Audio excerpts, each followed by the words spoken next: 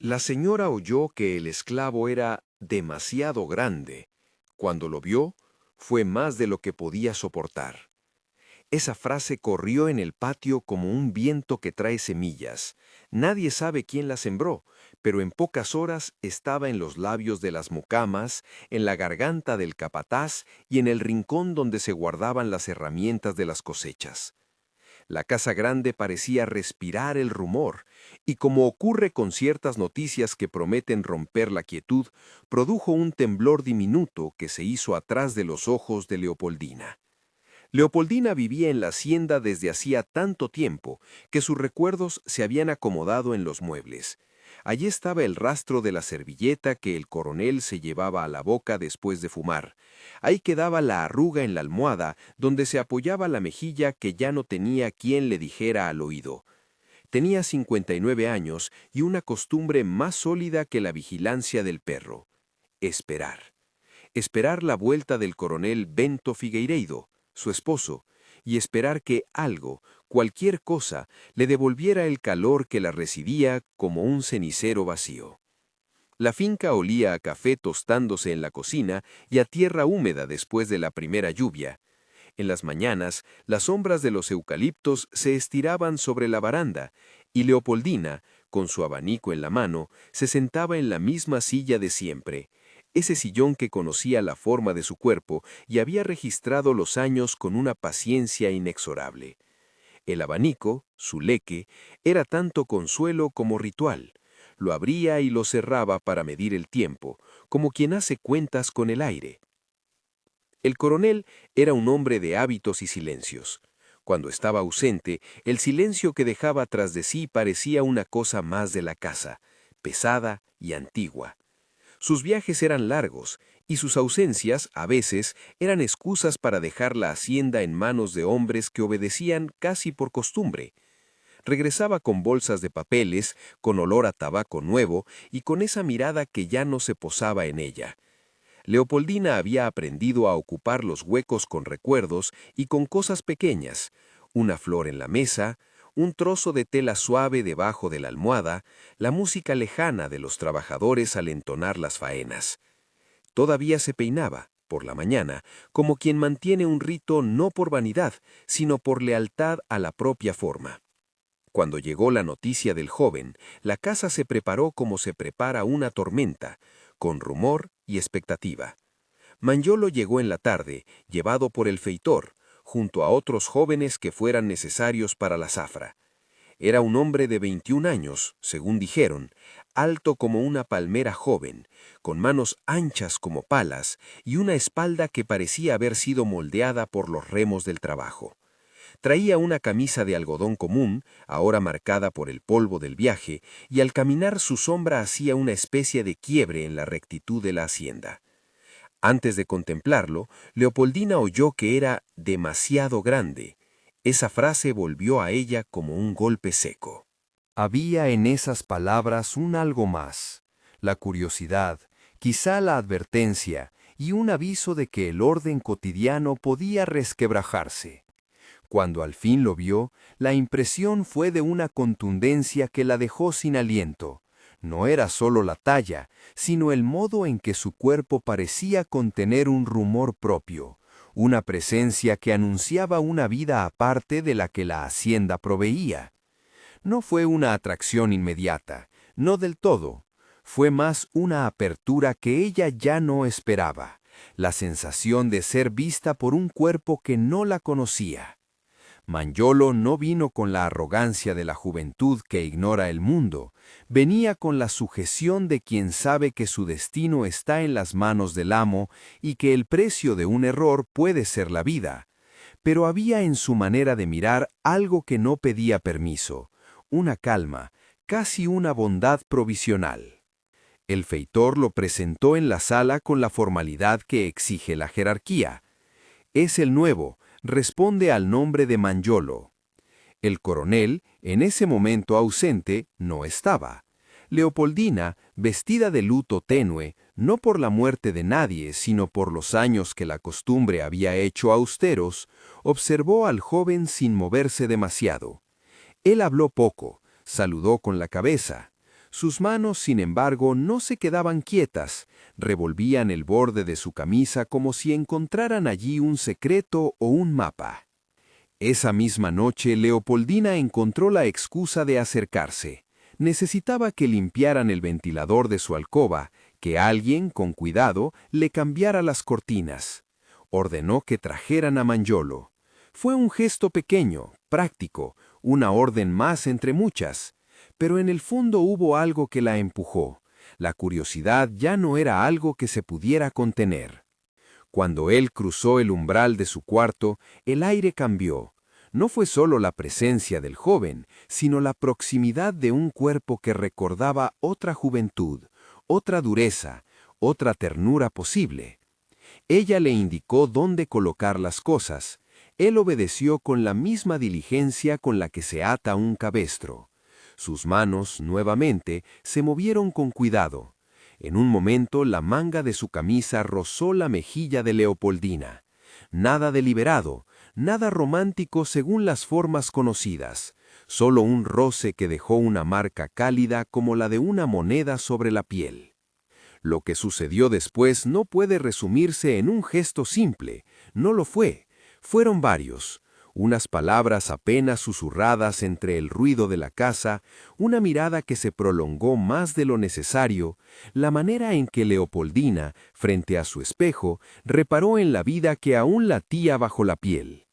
Mangiolo le trajo algunos días después una camisa vieja, fruto de una limpieza descuidada, tal vez, que la mucama había encontrado y que tímidamente el joven dejó en la mesa de su sala. Ella la tocó como quien toca una reliquia. Los encuentros se multiplicaron en la medida en que los ritmos de la hacienda ofrecían ventanas. Después del almuerzo, cuando la siesta apagaba la voz de los trabajadores, en la tarde, cuando el sol bajaba y las sombras alargaban confesiones. No hubo grandes palabras al principio. Hubo, sobre todo, pequeñas treguas, un pan compartido, una taza de café llevada con cierta delicadeza, la carcasa de una risa que asomaba en los labios de ambos como si no supieran si tenían derecho. Es imposible hablar de consentimiento sin nombrar la desigualdad que lo minaba. Mangiolo era un esclavo y ella era la señora. Su cercanía tenía la duda injusta como marca. Él sabía que un gesto podía costarle libertad o vida. Ella sabía, en algún rincón de su razonamiento, que su deseo estaba manchado por esa desigualdad. Y aún así buscaban compañía. No era simple lujuria, era la necesidad humana de ser reconocidos. Había entre ellos un lenguaje de gestos. Leopoldina colocaba su abanico sobre la mesa y, sin mirarlo, dejaba que el leque se abriera como quien abre una confidencia. Mangiolo, por su parte, dejaba su camisa, la misma camisa áspera, sobre la almohada como un amuleto. A veces la noche los hallaba en el cuarto con la puerta entreabierta y el rumor del viento en la cortina hacía una música que podía pasar por cualquier cosa menos por la normalidad. El personal de la casa lo notó. Algunos desviaban la mirada con un cansancio que tenía más de resignación que de malicia. Otros, como la mucama llamada Rosa, entendían la situación con una compasión velada. Rosa era de manos rápidas y pocas preguntas. Había parido en la cocina y conocido penas que le habían endurecido la mirada sin quitarle ternura. Ella no contaba, pero guardaba en su bolsillo una toalla para secar lágrimas que no se derramaban en público. El feitor, sin embargo, oscilaba entre la obligación y la indulgencia. Sabía que su permiso no era necesario para que sucedieran las cosas, pero también sabía que su silencio podía ser interpretado como complicidad, con las consecuencias que eso traía. Mangiolo, en conversación con Rosa una noche en la cocina, le contó fragmentos de su historia que no eran precisamente historias, sino como ramas de un tronco que alguien había arrancado de la tierra. Habló de una aldea de donde lo habían traído, de una madre que le cantaba cuando la lluvia lavaba las hojas, de la primera vez que vio un caballo y se quedó embobado mirando su movimiento. No habló de amor propio, porque el lenguaje para eso no había sido enseñado. Habló de la impresión que le causaba que una señora, una mujer de la casa, hubiera puesto la mano sobre su hombro y no para castigar, sino para sostener. En esas palabras había un descubrimiento. Para él, la cercanía de Leopoldina era tan sorprendente como para ella lo era su porte. No era que el trabajo le hubiera quitado la sensibilidad, era que la había forjado en una fibra capaz de aguantar el peso del mundo. Ella, frente al espejo, comenzó a peinarse con más detenimiento. Los años se le pegaban a la comisura de los ojos, pero algo había en su boca que tomó un gesto distinto. Volvía a sonreír cuando pasaba por un pasillo. Se miraba en los cristales como quien mira un mapa y descubre una ruta nueva. Aún así, la culpa era una sombra próxima. Cada caricia contenía una memoria de órdenes y latigazos. No podía obviarlo. Algunas noches, después de que Manjolo se retiraba, Leopoldina se sentaba en el borde de la cama y apretaba entre las manos la camisa que él había dejado. Había en el tejido una fragancia a tierra y a trabajo que hablaba más de humanidad que de propiedad. La casa mantenía su funcionamiento, las mulas, la molienda, las cuentas que había que preparar para el mercado. El trabajo seguía su marcha como una máquina despiadada, pero dentro de ese ritmo, los instantes privados actuaban como pequeñas rupturas que nadie quería reparar. Los trabajadores del campo, si sospechaban algo, se mantenían prudentes. No era valentía, era la comprensión de que la paz material dependía del silencio, y el silencio en la hacienda era un acuerdo tácito. Los días pasaron con la intensidad de lo prohibido, una mesa puesta con más cuidado, una mano que se demoraba en pasar un plato, la palabra urgente y corta que decía simplemente «ven». A veces, en la penumbra del cuarto, Leopoldina hablaba. Le contaba cosas banales de su juventud, la casa donde un día fue prometida, las piezas del ajuar que había traído consigo y que ahora parecían reliquias que valían solo por la memoria. Manjolo escuchaba, a menudo sin replicar, como si sus palabras fueran piedras que necesitaban asentarse en algún lugar del alma. Y cuando hablaba él, lo hacía con imágenes que pertenecían al campo, la manera en que el río cambiaba de ritmo según el mes, la forma en que la luna parecía balancear la cosecha como los brazos de una madre balancean a un niño. Hubo un episodio que los vecinos, años después, recordarían con la claridad de quien apunta a una fecha en el calendario, la tarde en que la guitarra se asomó por la ventana. Un viajante llegaba siempre los domingos al pueblo cercano y a veces por generosidad o por ánimo de curiosidad tocaba canciones que corrían como lamentos. Aquella tarde la canción se mezcló con el aroma de café y con la luz que entraba a la sala en franjas. Leopoldina y Manjolo, sentados en la oscuridad del cuarto, escucharon sin decir nada. Fue uno de esos momentos en que la intensidad del aburrimiento, la soledad y la ternura se conjugalaron para crear una transparencia. La música, la presencia mutua, la sensación de que las paredes podían guardar algo que no era delito, sino necesidad. Sin embargo, en cada gesto quedaba la pregunta no formulada. ¿Qué sucedería si el coronel lo sospechara? Ese pensamiento rondaba como una bruma fría. El coronel Bento no era un monstruo caricaturesco, era un hombre con orgullo, con una idea estricta de orden y propiedad. Sus formas eran de hierro, pero también de costumbre. La autoridad para él era un edificio sólido, no una emoción. Cuando informaron que el coronel estaría de regreso para la feria del pueblo, la serenidad del interior de la casa se volvió expectante. Hubo un mutismo prudente, como cuando se baja la voz en una biblioteca. Mientras tanto, la complicidad del personal se mantenía por hilos, unos por piedad, otros por fatiga, casi todos por temor.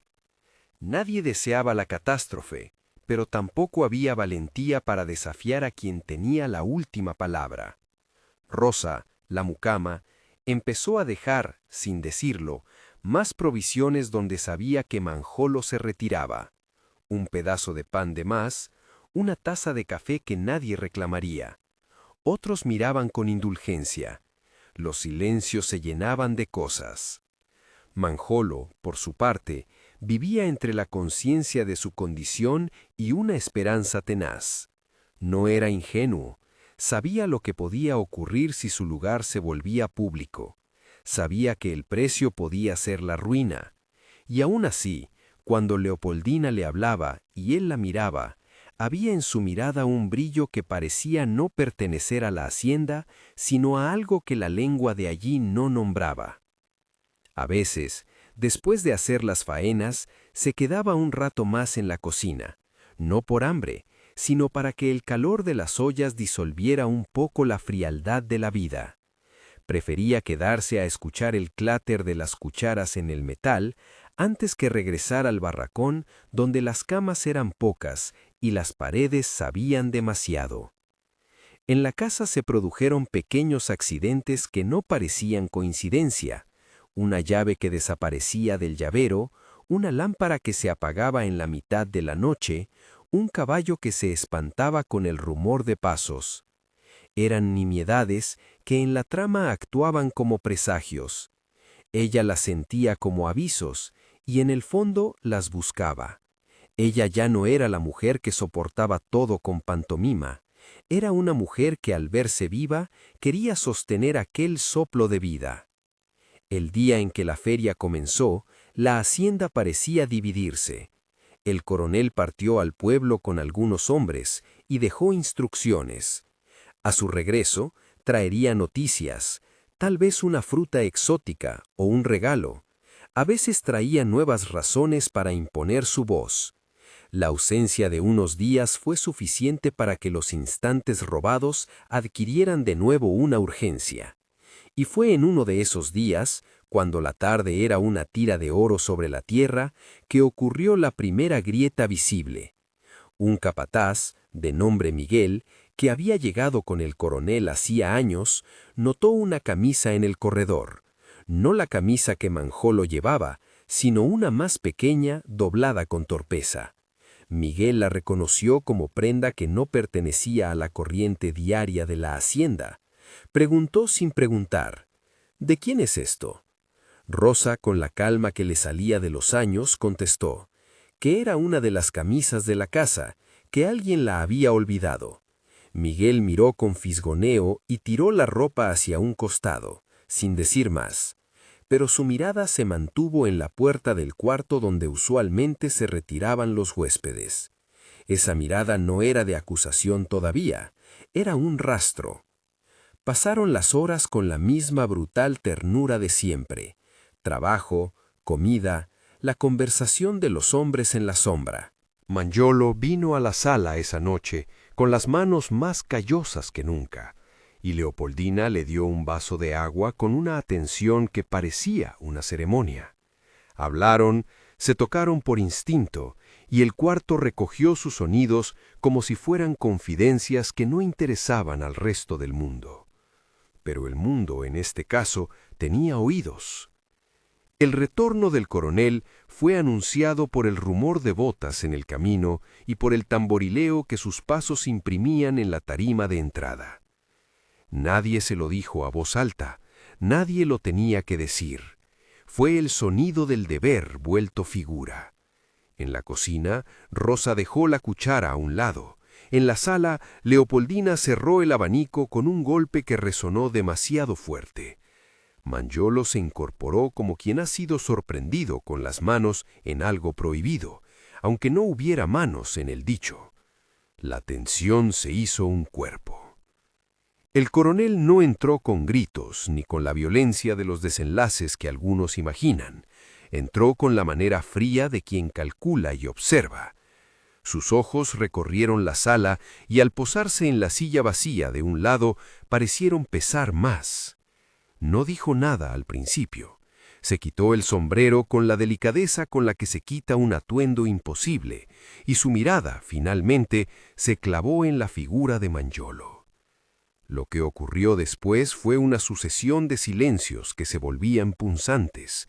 No es necesario detenerse en cada palabra, pero hay una que quedó grabada en la memoria de los que la casa tuvo. ¿Quién le dio permiso? La pregunta no exigía respuesta, era un juicio. La voz del coronel era como un látigo que no necesitaba tocar para herir. Mangiolo respondió con la serenidad que la vida le había enseñado. Nadie, señor. Su voz apenas tembló. Leopoldina, en el otro extremo, sintió que el aire se le volvía peso. Era la primera vez que su secreto se volvía visible ante la autoridad máxima de la casa. Había en su pecho una mezcla de protección y de miedo que la hacía temblar. El coronel no gritó. Guardó la mitad de su ira como se guarda el jabón, para usarlo en el momento exacto.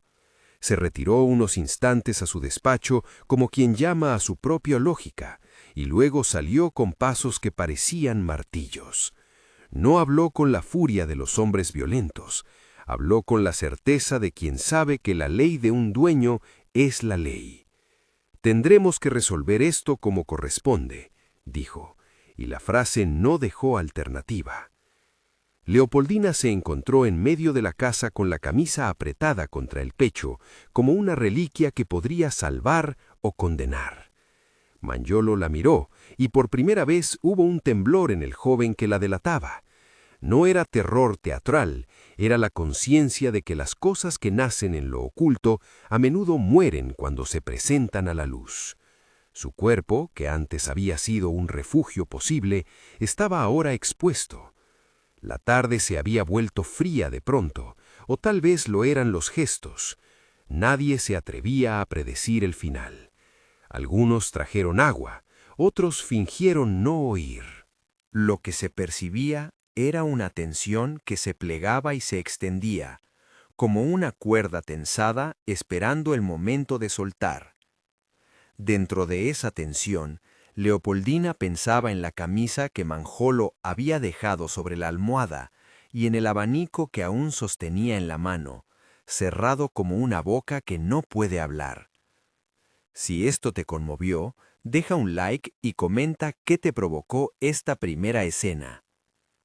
La casa siguió sus rutinas con la apariencia de normalidad, pero la normalidad ya no era la misma. El coronel convocó al feitor y a los hombres de confianza y habló con ellos en voz baja. Sus palabras eran decisiones disfrazadas de razones. No fue un arranque súbito de violencia, sino una maquinaria que se activó con precisión. Ordenó que Mangiolo fuera llevado al patio, al pie del aljibe, y pidió que se hiciera de forma que el castigo sirviera de lección. No hubo gritos exultantes ni clamores, hubo la metódica organización de quienes ejecutan su propio concepto de justicia. Leopoldina asistió a esa preparación con el corazón en estruendos. Sabía que su posición le imponía límites. Era la mujer que amaba y a la vez la que estaba atrapada por su papel. En la soledad de su cuarto, apretó la camisa de Mangiolo hasta arrugarla y se preguntó si el acto de guardarla no era, de alguna manera, una forma de resistencia. No tenía la fuerza de quien puede negarse abiertamente. Tenía, apenas, la posibilidad de conjurar memorias. El día del castigo, el patio se llenó de una quietud que no admitía conversación. El sol parecía haberse atascado en el aire, más luminoso y por eso más cruel. Los trabajadores se reunieron en los bordes, como si mirar fuera una condena que a todos alcanzaba. Mangiolo fue atado con cuerdas que conocían la geografía del dolor, en los muñecos y en las astas. Sus ojos buscaron a Leopoldina como quien busca una balsa en medio de una corriente. Ella, lejos de la plaza, llevaba la camisa apretada contra el cuerpo, como si pudiera así intercambiar su destino. Lo que sigue en esta historia pertenece a los lugares que se mueven entre la memoria y la cicatriz. Aquí termina un tramo de lo que fue la calma que precede, y queda, como un temblor, la espera de lo que vendrá. Lo que sigue en esta historia pertenece a los lugares que se mueven entre la memoria y la cicatriz. El día amaneció con una claridad tan insoportable que parecía empeñada en mostrarlo todo. El sol pegaba sin misericordia sobre el patio. Los charcos de la madrugada ya no reflejaban nubes, solo una luz que no aceptaba sombras largas. La casa grande, esa maquinaria de madera y costumbres, se alineó para el rito que el coronel había decretado. Cada gesto de preparación tenía la fría pulcritud de una ceremonia prevista. Manjolo fue llevado al centro del patio como quien conduce una noticia inevitable. No lo arrastraron, lo sujetaron. Sus muñecas fueron atadas con cuerdas gastadas que olían a años de sol. Lo pararon junto al aljibe, y la gente se acomodó en los bordes con la distancia que impone el respeto al poder. Nadie aplaudió. El silencio tenía un peso más terrible que un grito. Leopoldina, desde un umbral que parecía menos alto que antes, observó sin querer mirar directo. Su leque estaba cerrado, apretado contra su regazo como un talismán inútil. El abanico, que tantas veces había medido su tiempo, servía ahora para contener un temblor que no cabía en la boca. El coronel apareció con la calma de quien ejerce una ley que no necesita justificarse. Caminó hasta el centro, dejó su sombrero en una mesa y sostuvo la mirada del joven con la frialdad de quien mide un bien que ha sido usurpado. Habló con voz contenida, pero sus palabras cortaban como hachas. Lo que aquí se quebranta tiene que ser reparado de modo que otros sepan lo que cuesta romper el orden, dijo, y no añadió más. Su sentencia no fue un eco de rabia, fue la articulación de un sistema. No hubo justicia, solo la aplicación del castigo como enseñanza. Manjolo miró alrededor buscando algo que lo sostuviera. Sus ojos encontraron a Leopoldina. Por un instante la multitud fue un ruido lejos y sus pupilas se hicieron pequeñas dos islas dependientes. Ella se acercó sin saberlo, impulsada por una necesidad que no era valentía, sino un capital de recuerdos. Quiso hablar, implorar una tregua que su rango no le permitía. Abrió la boca y la cerró, como quien tiene la llave pero no el permiso. En su mano el leque empezó a deslizarse, a abrir y cerrar sin ritmo. Y Rosa, que estuvo cerca, con la cuchara aún en la mano, entendió que no bastaría con lágrimas, porque el orden no las aceptaba. No describiré en detalle la violencia del castigo, porque la memoria que queda no pide detalles, sino el testimonio de lo que produce. El golpe tras golpe se fue escribiendo en el aire con una repetición metódica que no conocía compasión. Hubo gritos que no se sustentaron mucho tiempo. El cuerpo de Manjolo, atado y expuesto, se inclinó bajo la ley que lo consideraba propiedad. El sonido que más se grabó en la mente de los presentes no fue el golpe, sino el silencio que siguió. El silencio del que observa haber sido derrotado no por su culpa, sino por un sistema que no admite humanidad. Los ojos de Manjolo, sin embargo, no se fueron a la nada. Buscaron una vez más a Leopoldina, como si necesitara confirmar que en algún lugar alguien tenía todavía quien le viera. Cuando encontró su mano, ella sostuvo la camisa que él había dejado en la almohada. Fue un gesto privado y punzante, un acto de amor y de culpa que no cambió la maquinaria. El tejido, húmedo de manos, olía a tierra y a sudor. Era una reliquia que testificaba la diferencia entre ser visto y ser poseído. No hubo palabra entre ellos, solo un intercambio de miradas que contenía todo lo que no podía decirse. En esa mirada estaba la certeza de que el deseo había sido vivido y que la vida que se sostenía bajo el cuerpo de Manjolo tenía nombre y memoria. El final fue un descenso lento y cruel hacia la quietud. No hubo peritaje ni duelo público. La ley del coronel prefería el ejemplo a la emoción. Cuando por fin el cuerpo dejó de agitarse, la plaza entera pareció contener la respiración y luego expulsarla en un latido colectivo que sabía a miedo.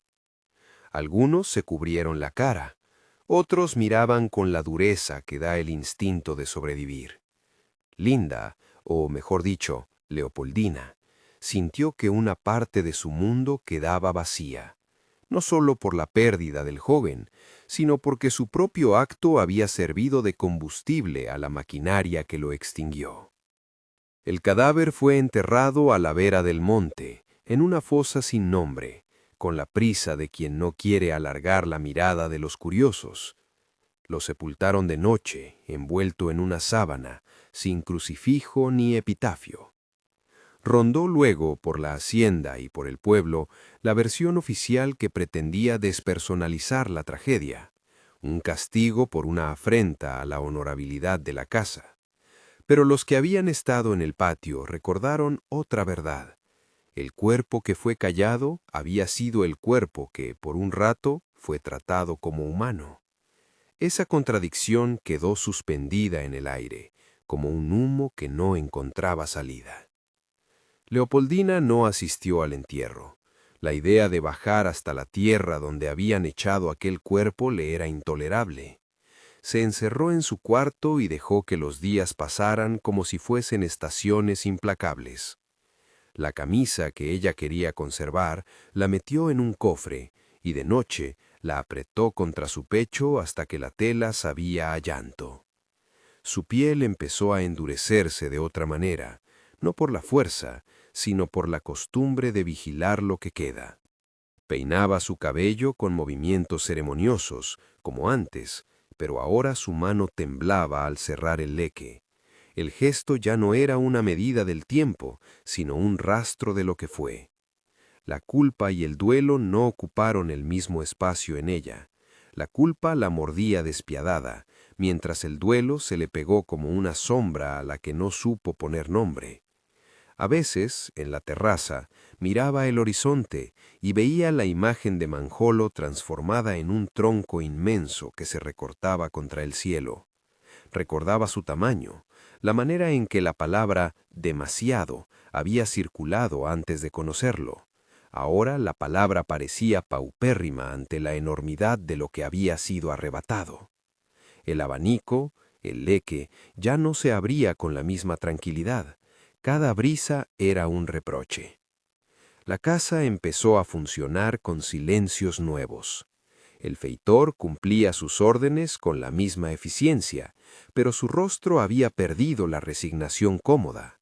En él se veía a veces la marca de lo que había presenciado. Rosa, al limpiar la habitación de Leopoldina, dejaba pequeños dones: un pedazo de pan, una servilleta limpia, una oración que no pronunciaba pero que se traducía en actos. Había una complicidad que no podía ser nombrada. Los trabajadores sabían y callaban, porque el precio del silencio en ese lugar seguía siendo la supervivencia. Pero bajo ese silencio, la memoria comenzó a germinar como planta perenne. Pasaron meses en los que Leopoldina se hizo más pequeña en el mundo visible y más grande en el mundo interior. Sus rasgos se endurecieron. El sonrojo de antes se transformó en un color pálido que hablaba de noches interminables. A la hora de las cuentas y de las decisiones, el coronel seguía como antes. Administraba la hacienda con la mesura que da la costumbre. Su autoridad no había perdido un ápice. Si acaso su paso por la pérdida de control momentánea le había dado una nueva dentadura de orgullo. La casa seguía la rutina sin interrupciones aparentes. El tiempo, sin embargo, tiene maneras propias de ajustar las cosas. La justicia que el coronel había impuesto no le trajo la paz esperada. En la primera luna llena después del castigo, una fiebre inesperada lo aquejó. Fue un mal que llegó sin esplendor, una dolorosa decadencia que consumía su cuerpo con la lentitud que la culpa rara vez admite. La enfermedad no fue un vendaval, sino una desmadejadura cotidiana, dolores, noches sin sueño, la impresión de que la autoridad no era capaz de contener lo que había desencadenado.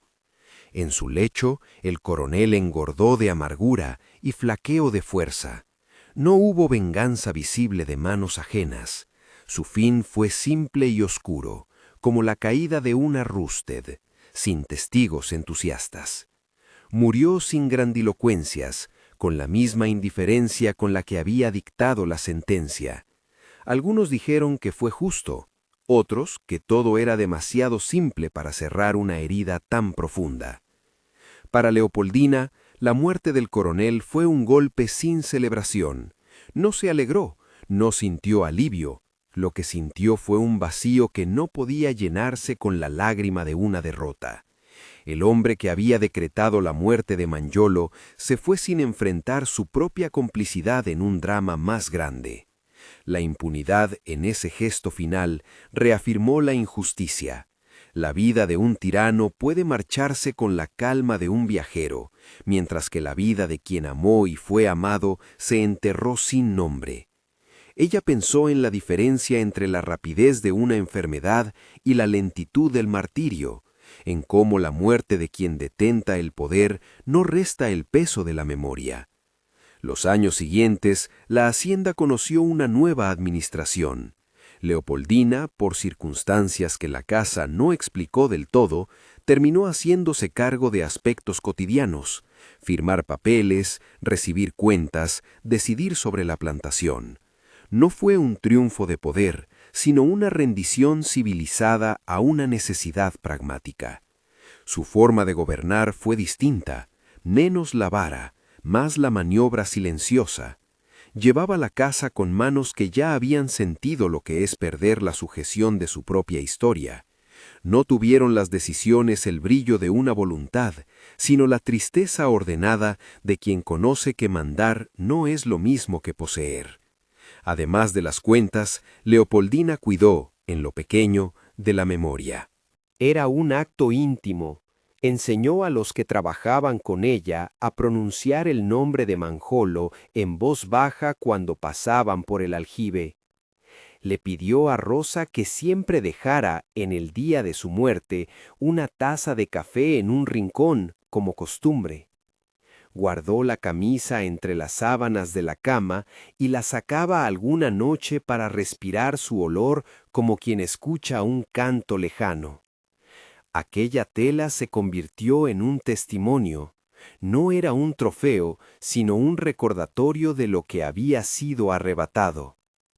Con el tiempo, la historia de la casa se fue convirtiendo en historia oral. Las mucamas contaron a sus hijos y a los hijos de sus hijos lo que había pasado en aquel patio con el sol que no perdonaba. Las versiones que circulaban no eran iguales. Algunas acentuaban la valentía de la señora, otras señalaban la negligencia de quien mandaba y otras simplemente repetían el nombre de Mangiolo como quien nombra una planta que sobrevivió a las tormentas. En las tardes de descanso, junto al fuego o bajo la sombra de un eucalipto, la gente hablaba en voz baja del joven demasiado grande que había roto, por un instante, la costra de la casa. La descendencia de Leopoldina no heredó héroes ni santos, heredó relatos. Le dejaron bajo la almohada, como ella misma lo había hecho, un pedazo de tela, una palabra, una fecha. A los nietos les contó, sin adornos, que en aquel rincón de la historia se había vivido algo que no debía olvidarse. Les dijo que la memoria se transmite como quien enciende una vela sin pedir permiso al viento. Hay que cuidarla para que no se apague. Y así, la camisa que una vez llevó Mangiolo pasó de mano en mano, no como símbolo de posesión, sino como reliquia de un inconveniente, la evidencia de que amanecer puede traer verdades que el poder no tolera.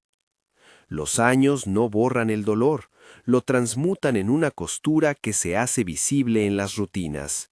Leopoldina envejeció con la serenidad de quien ha visto cómo su mundo se convierte en otra cosa. Su paso por la vida fue menos un desfile que una marcha íntima. El leque, que antes marcaba el ritmo de sus días, quedó en la mesilla como si fuese un instrumento fuera de uso. La tela de la camisa seguía bajo la almohada, húmeda de memoria.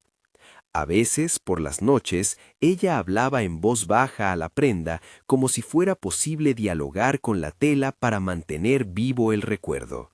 Sus palabras no eran peticiones, eran la narración de una presencia que se negaba a desaparecer. En la última etapa de su vida, Leopoldina sintió la necesidad de poner en orden lo que había sido su corazón. No buscó venganza ni revancha, buscó, con gestos pequeños, que el nombre no muriera.